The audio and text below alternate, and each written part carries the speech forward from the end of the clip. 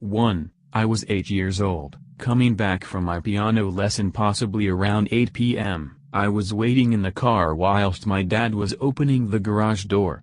I saw what appeared to be the shadow of a long man on the side of the garage, only a couple of doors down.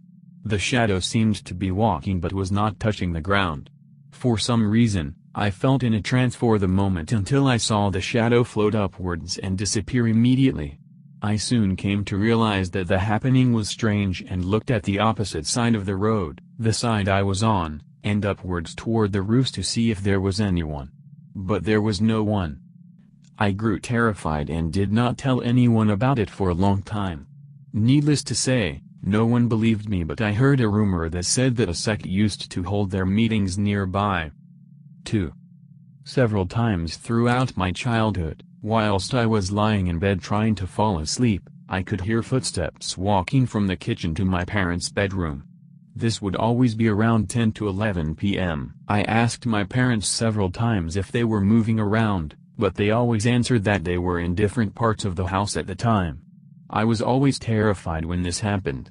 At other times, I would wake up in the early hours of the morning, almost paralyzed in bed, facing up. I could not move my head or neck, and all the other parts of the body seemed dead. I couldn't call my parents for help. 3. I was on a trip to Italy with a group of friends and we were staying at a convent. I was 15. We were walking around the gardens around 11 p.m. and stopped on a track. I heard someone whisper my name. It sounded quite amplified, and my friends reassured me that they heard it too. They said that it could have been someone from the apartments in the vicinity. I kept wondering who it could be, and at one point, while my friends were chit-chatting and taking photographs, I was looking at the direction toward the convent chapel, precisely at a tall plant on the right side of the chapel entrance. There I saw a luminous yellowy, candle-colored figure of a bald man with black round glasses and a black robe. This man was not standing on the ground.